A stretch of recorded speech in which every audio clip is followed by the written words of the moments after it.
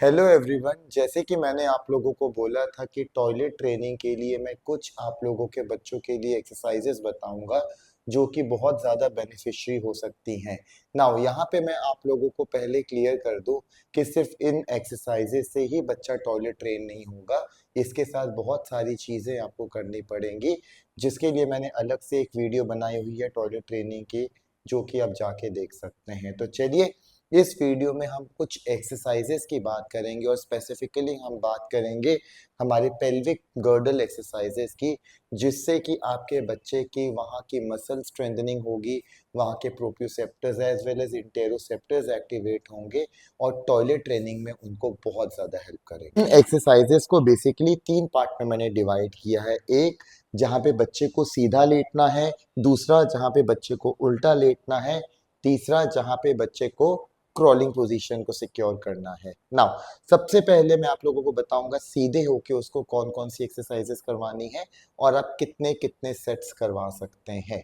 तो सबसे सिंपल और सबसे इम्पैक्टफुल एक्सरसाइजेस में से जो एक एक्सरसाइज है वो ये है कि जहाँ पे बच्चे को बिल्कुल सीधा लेटना है और अपने लेग्स को रेज करना है। नाउ पेरेंट्स, ये दिखने में जितनी आसान है ये उतनी आसान होगी नहीं, बिकॉज यूजली बच्चे करते क्या है, अपने लेग्स जैसे रेस करते हैं, साथ में अपनी गर्दन भी उठा लेते हैं। तो अगर उनकी नेक उठ रही है तो उनका जो पेल्विक वाला एरिया है उसमें पूरी तरीके से इम्पैक्ट नहीं आएगा। तो आप लोगों को यूजली उनकी नेक को स्टेबल करवाना है ताकि वो अपने सिर्फ लोअर बॉडी पार्ट जो कि लेग्स हैं उन्हीं को उठाएं। अब इन इस पहली एक्सरसाइजेस के बाद जो सेकंड एक्सरसाइज है जो मैं प्रेफर करूंगा वो होती है side wise shift. Now side wise shift में यूजली अगेन एक गलती ये होती है कि बच्चा एक लेग तो ले जाता है और दूसरा लेग पहले लेग से बहुत दूर होता है। तो यहाँ पे मैं अगेन पेरेंट्स को बोलूंगा कि अगर आपको प्रॉम्प्ट्स देने हैं, आप दे दीजिए, बट ट्राई करिए कि दोनों लेग्स जुड़े हों और बच्चा उसको फ्लोर पे दोनों साइड पे टच करे। थर्ड एक्सरसाइज अगेन जो कि बहुत इंपॉर्टेंट एक्सरसाइज है, जैसे कि हम ब्रिजिंग कहते हैं, उसमें होता है जहां पे मुझे कमर उठानी पड़ती है। अगेन आपको लगेगा सिंपल, बट मैं पहले आपको बता दूं यहाँ पे जो बहुत कॉमन एरर होता है वो ये होता है कि बच्चा अपनी एड़ी भी उठाता है। तो अगर बच्चा अपनी एड़ी उठाएगा तो सारा का सारा प्रेशर इनफैक्ट उसकी फ्रंट थाई में पड़ेगा। तो अगर आप चाहते हैं कि उसकी पेल्विक मसल पे इम्पैक्ट पड़े, उसके लिए उसको अपने टोज को नीचे रखना पड़ेगा, अपनी हील को नीचे रखना पड़ेगा, एंड देन उसको आप लिफ्ट करवाएंगे। बहुत अच्छा हो अगर इस लिफ्ट को वो 10 सेकेंड्स होल्ड कर पाए। अब इसके बाद जो एक और एक्टिविटी जो आपको कि बिल्कुल सीधे पे करवानी है वो ये है कि आप अपने बच्चे को बोलेंगे कि वो अपने आप को पूरी तरीके से श्रिंक करे। नाउ कई बच्चे हैं शायद वो अपने आप को श्रिंक नहीं कर पाएंगे, तो इस केस में मैं पेरेंट्स को बोलूंगा आप अपना पूरा का पूरा प्रॉम्प्ट दीजिए, बट ट्राई करिए कि वो पूरा का पूरा अपने आप को श्रिंक कर पाए। एटलीस्ट 10 सेकेंड्स का होल्ड होना ही चाहिए। अब हम बच्चे को उल्टे लेटाएंगे और उल्टा लेटा के उनको कुछ एक्सरसाइजेस करवाएंगे। अब उल्टा लेटा के जो मेरी फेवरेट एक्सरसाइज है और जो मैं लगभग हर बच्चे को अपने क्लिनिक में करवाता हूँ वो है सिंगल लेग रेस। यहाँ पे हमें बच्चे को कहना है कि वो अपना सिंगल लेग रेस करे और ये दोनों लेग्स के साथ उसको करना है। इसी तरीके से जो नेक्स्ट होती है वो होती है जहाँ पे पेल्विक रेस करना है। हमें बच्चों को बोलना है कि वो सिर्फ अपना पेल्विक वाला एरिया रेस करेगा, होल्ड करेगा, एंड देन उसको नीचे की तरफ आना है। अब ये दो एक्सरसाइज करवाने के बाद पेरेंट्स, एक बहुत इंपॉर्टेंट एक्सरसाइज है, एक्चुअली इसमें बच्चे को कुछ नहीं करना है, इसमें आप करेंगे कि जैसे आपका बच्चा उल्टा लेटा है आप उसके ग्लूटियल एरिया में अपनी फिंगर के साथ जोर से प्रेस करिए। अब इतनी जोर से भी नहीं करना कि उसको पेन हो, बट अब इतनी जोर से करिए कि वो अपनी ये मसल्स को कॉन्ट्रैक्ट करे, बिकॉज जब हम यूरिनेट करते हैं तो हमारी ग्लूटियल मसल कॉन्ट्रैक्ट होती है।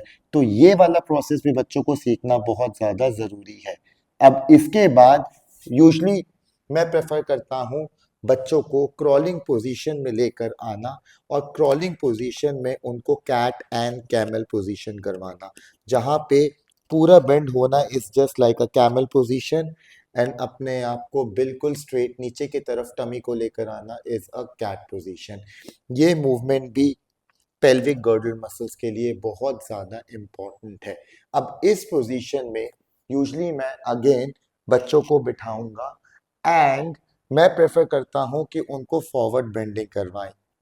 यूजली योगा में मैंने एक चीज देखी है कि कई बार जो योगा ट्रेनर्स होते हैं वो यहाँ पे हैंड्स यूजली कहते हैं कि अपना टमी प्रेस करके आगे जाओ, जो कि एक बहुत ही वंडरफुल एक्सरसाइज है बिकॉज उससे जितना हम टमी प्रेस करेंगे हमारे सेंसरी इतना ज़्यादा बेटर होगा, हमारे इंटेरोसेप्टर्स बहुत ज़्यादा बेटर होंगे। बट हो सकता है कि आपके बच्चे को ये कॉन्सेप्ट समझ ना आए, तो अभी आप सिंपल सा उनको बोलेंगे कि वो फॉरवर्ड बेंड करें और जितनी देर वो रुक सकते हैं वो रुके। अगर आपका बच्चा यहाँ पे हाथ रख सकता है इट विल बी ग्रेट, वो अपना हाथ रखेगा and then he needs to bend. In fact उसकी जगह आप अपना हाथ भी रख सकते हैं और आप ट्राई कर सकते हैं कि आप अपना हाथ रख के उसको बेंड करवाएं।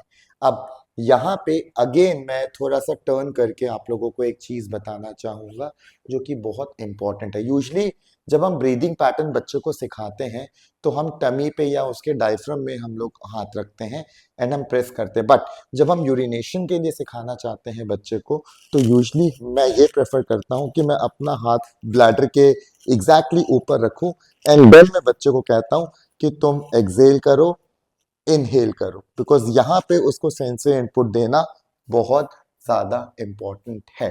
तो पेरेंट्स अगर आपने देखा होगा तो मैंने आपको एग्जैक्टली सीक्वेंस की बिल्कुल एक सीक्वेंस में ही एक्टिविटीज करवाई है, जहां पे पहले आप अपने बच्चे को सीधा लेटाइए, सारी एक्सरसाइजेस करवाइए, फिर उल्टा लेटाइए, फिर सारी एक्सरसाइजेस करवाइए, फिर उसको क्रॉलिंग पोजीशन में आपको एक्सरसाइजेस करवानी है, और एक लास्ट एक्सरसाइजेस जो बहुत ज्यादा इंपॉर्टेंट है वो है स्क्वाटिंग। नाउ स्क्वाटिंग में ना आप ट्राई करिए कि उसका जो लेग्स है वो बाहर की तरफ ना आए, तो यूजली उसको बहुत शोल्डर के लेवल पे ही रखना है या लेग्स को अंदर रखना है एंड आप उसको बोलिए कि वो इस पोजीशन में बैठे। अब ऑब्वियस मेरी थोड़ी सी हील टाइट है तो मेरी आप देख सकते हैं कि मैं हील नीचे नहीं रख पा रहा, मगर आप प्रेफर करिएगा कि आपके बच्चे का हील नीचे की तरफ आए एंड देन उसको इस पोजीशन में आप बिठाइए।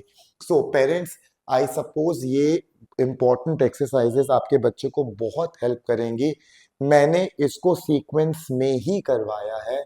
मेरी रिक्वेस्ट है अगर आप उसको ट्रेनिंग देना चाहते हैं तो इसी सीक्वेंस में एक्टिविटीज को करवाइए, पहले उल्टा फिर सीधा फिर क्रॉलिंग फिर उल्टा, इस सीक्वेंस में मत जाइएगा। एंड मैं आपको बता रहा हूं कि अगर आप ये सारी एक्सरसाइजेस करवाएंगे तो कहीं ना कहीं टॉयलेट ट्रेनिंग की जर्नी में आपको अपने बच्चे में देखेंगे कि बहुत ज्यादा इंप्रूवमेंट आया है। बट यहाँ पे अगेन मैं आप लोगों को बताना चाहूंगा कि इस वीडियो को करने देखने से पहले आप मेरी पार्ट 1 जो मैंने जहाँ पे मैंने बहुत ज्यादा अदर स्ट्रैटेजीज की भी बात की हैं वो भी साथ में लगानी पड़ेंगी, एक्सरसाइजेस भी साथ में करानी पड़ेंगी, तो आप देखेंगे कि थोड़े दिन या फिर over a period of time आपके बच्चे में टॉयलेट ट्रेनिंग आ जाएगी। हम सब जानते हैं कि टॉयलेट ट्रेनिंग ऑटिस्टिक बच्चों के पेरेंट्स के लिए एक बहुत ही बड़ा स्ट्रगल होता है, तो मेरी आप लोगों से रिक्वेस्ट है कि इस वीडियो को ज़्यादा से ज़्यादा शेयर करिए ताकि ज़्यादा से ज़्यादा पेरेंट्स देखें, बिकॉज ये जो वीडियोस हैं ये ट्राइड एंड टेस्टेड एक्सरसाइजेस के ऊपर हैं, बच्चों पेरेंट्स को एक्चुअली बहुत हेल्प करेंगी। और अगर आपको मेरी ये वीडियो पसंद आई है तो प्लीज़ मेरे चैनल को सब्सक्राइब करिए।